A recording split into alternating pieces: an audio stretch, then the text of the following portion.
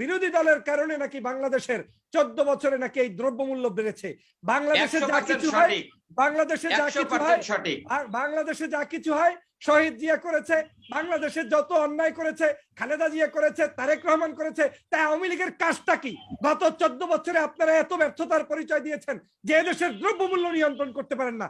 আপনারা কেন পারেন না তার একটা না পারার কারণটা আপনাকে বলছি।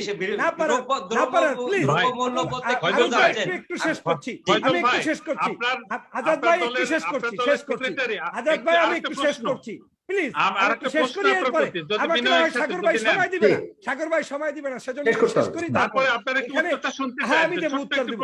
আপনি দেখেন এখানে 1974 সালের কথা উনি প্রসঙ্গক্রমে তুলে এনেছেন, আমি ভুলে গিয়েছিলাম। আজ আমাকে সেই দিনের কথা মনে করতে হচ্ছে যে সেই 1971 থেকে 74-75 সাল পর্যন্ত আওয়ামী লীগের এই বঙ্গবন্ধুর এই ক্ষমতায় ছিল, কিন্তু কি দেখেছে বাংলার জনগণ? তখন দেখেছে 52 পাউন্ডের কেক কেটে জন্মদিন পালন করেছে বঙ্গবন্ধু, অথচ সেই সময় মানুষ খাদ্য অভাবে বমি, তার নিজের বমি নিজে খেয়েছে। এই ছিল বাংলাদেশের পত্র পত্রিকার নিউজ। আর অন্য 52 পাউন্ডের কেক কেটে জন্মদিন পালন করে। আজও বাংলাদেশে তারা দুর্নীতি দুষ্কৃতি করছে, অথচ মানুষ খাদ্য অভাবে ভুগছে। তারা আজকের গরুর গোশত কিনতে পারছে না। আজকে দেখেন উনি বলেছে, আমাদের এক ভাই বলার চেষ্টা করেছে যে আমাদের নাকি এখানে যত ধরনের দ্রব্যমূল্য বৃদ্ধি পেয়েছে এটাই নাকি বাংলাদেশের কোথাও নাকি কোনো নজির নেই। অথচ আপনাকে বলছি, অভাবের সন্তান বিক্রি করেছে 6,000 টাকায় 10 জানুয়ারি 2021-এর ইনকিলাবের নিউজ, 20 জানুয়ারি 2023, 20 জানুয়ারি, 20 জানুয়ারি, 20 জানুয়ারি, আমি বলছি, আমি পত্রিকার নিউজ বলছি ভাই, পত্রিকার নিউজ বলছি, আপনাদেরকে বলার জন্য সুযোগ করে দিচ্ছি, পত্রিকার নিউজ বলছি ভাই, আরিফ ভাই পত্রিকার নিউজ বলছি, please excuse me, give me chance. আরেকটা সংবাদ হচ্ছে 20 জানুয়ারি 2023 10,000 টাকায় সন্তান বিক্রি করেছে। 12ই আগস্ট আরটিভি নিউজ 2022 অভাবের তাড়নায় সন্তান বিক্রি করতে বাজারে তুললেন মা, কত হাজার টাকায় বিক্রি করেছে? 12,000 টাকায়। এই হচ্ছে বাংলাদেশ, যেই বাংলাদেশের মানুষের দ্রব্যমূল্য বাড়বে না করবে কি? এই দ্রব্যমূল্যের অভাবের কারণে আজকের মানুষ খেতে পারে না, আজকে তার আদরের সন্তানকে আপনার কাছ থেকে আমি যাচ্ছি, আমি একই সময় এই জিনিসটা আওয়ামী লীগের আমলেই আমাদেরকে দেখতে হচ্ছে। একই সময় আপনি বলবেন বছর পরে এই ধরনের কার্যক্রম আমাদেরকে দেখতে হচ্ছে, এটা কোনোদিন সম্ভব নয়। যদি এখান থেকে মুক্তি পেতে হয় তাহলে এই সরকারের পদত্যাগ নিশ্চিত করে সঠিকভাবে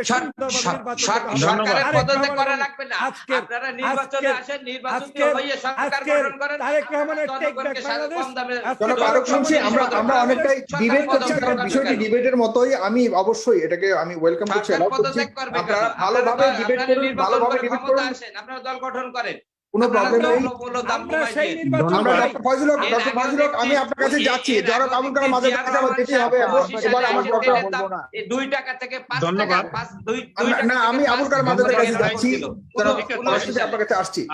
চিত্রটা আমরা যদি পত্র পত্রিকার দিকে তাকাই তাহলে দেখতে পাবেন যে অনলাইন অফলাইন এবং সকল মিডিয়ায় উঠে এসেছে যে কি পরিমাণ দ্রব্যমূল্যের ঊর্ধ্বগতি এবং কি পরিমাণ মানুষের আজকে নাবিচ্ছাস শুরু হয়েছে। আমার মনে হয় একটা সাউন্ড আসে সাগর ভাই, যদি আরুক ভাইয়ের ওইটা একটু অফ করতে। রাইট, হ্যাঁ করেছি, রাইট। আমি যেটা বলতে চেয়েছি সেটা হচ্ছে যে আজকের সেই প্রথম আলোর নিউজই আপনার দুইটা নিউজ থেকে যদি আজকে আসেন, একটা হচ্ছে 20 ফেব্রুয়ারি 2023, যার হেডলাইন হচ্ছে দাম শুনলেই তো খাওয়ার শখ মিটে যায়।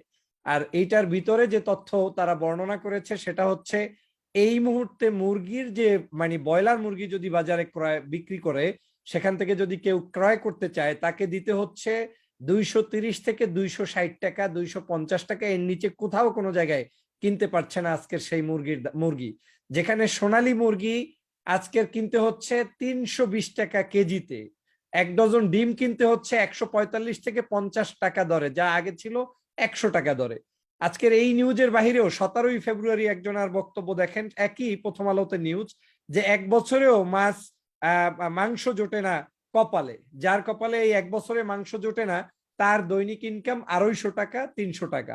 আপনি দেখেন, আপনি যদি বাংলাদেশের পে স্কেল দেখেন যে সাধারণ একজন কর্মচারী কয় টাকার বেতন পায়, একজন অফিস সহকারী কয় টাকা পায়, 8,500 টাকা থেকে 20,000 টাকার মধ্যে হচ্ছে স্যালারি। একজন গার্মেন্টস ফ্যাক্টরিতে যারা চাকরি করে তারা কয় টাকা পায়, তাদেরও হচ্ছে এই 8,000 টাকা থেকে 15,000 টাকা স্যালারি।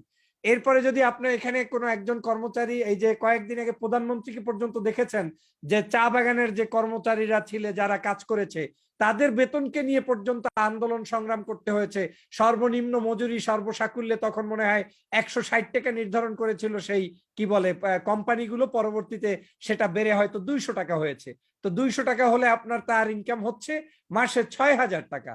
তো 6,000 টাকার ইনকাম দিয়ে সে তো 2 কেজি গরুর মাংস কেনার টাকা তার কাছে থাকার কথা না, তার কাছে মাছ থাকার কথা না। হয়তো আরুক মুন্সি ভাই তার জায়গা থেকে তার মতো করে বলার চেষ্টা করেছে, কিন্তু বাস্তবিক অর্থে বাংলাদেশের যে সমস্যা এখন দ্রব্যমূল্য, এই দ্রব্যমূল্য সকল মানুষের সমস্যা।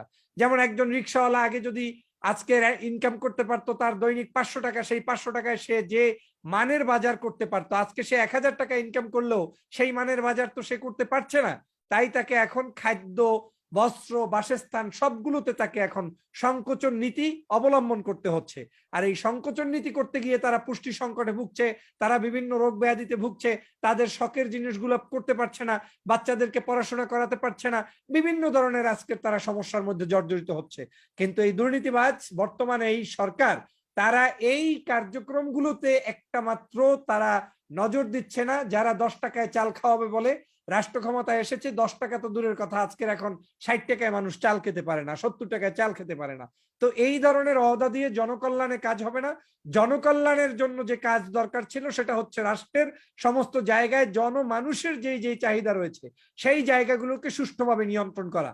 আপনারা দেখেছেন যে বিগত দিনে বাংলাদেশের প্রধানমন্ত্রী যখন বেগুনের দাম বৃদ্ধি পেয়েছে, তিনি কিন্তু বলেছিলেন যে এই বেগুনের দাম বৃদ্ধি পেয়েছে, সমস্যা কি, আপনারা কুমার খাবেন, কুমার দিয়ে বেগুনি তৈরি করবেন। এভাবে পেঁয়াজের দাম বৃদ্ধি করলে একই কথা বলে, তৈলের দাম বৃদ্ধি করলে কেউ বলে আমাদের বাসায় তৈলই নেই, তৈল ছাড়া নাকি বছরকে বছর গণভবনেও পাক হয়।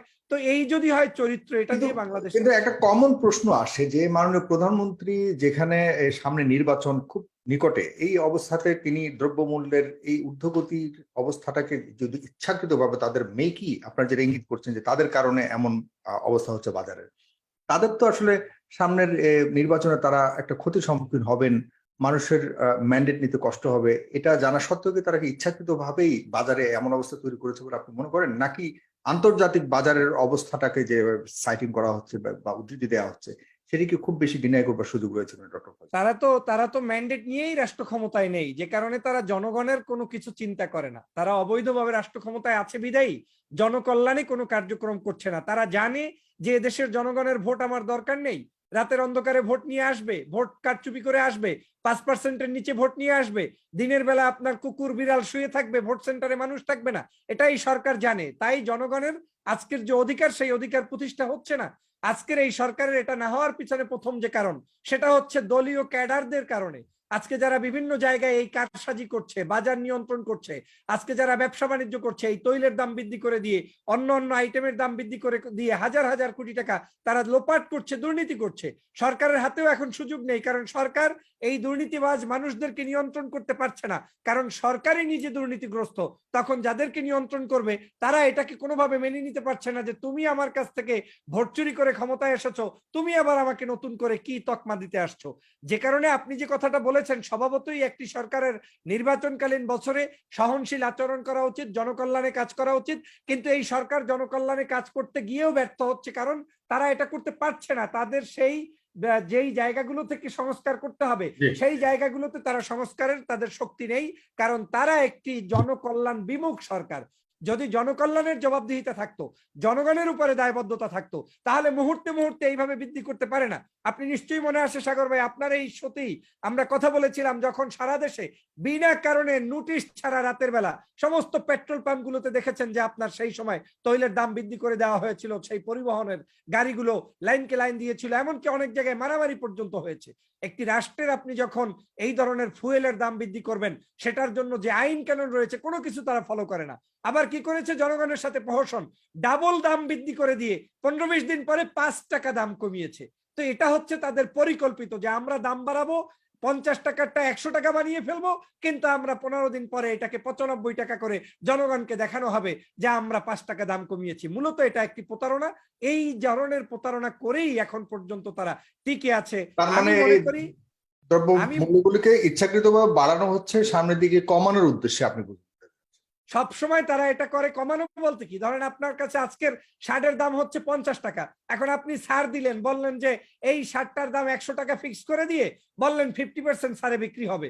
এই যে মানসিকতার দোকানপাট চলে, ঠিক আপনার সরকার সেটাই শুরু করেছে। ধরেন 50 টাকার তৈলকে 100 টাকা করে দিয়ে আবার বললো আমি 5 টাকা দাম কমিয়ে দিয়েছি।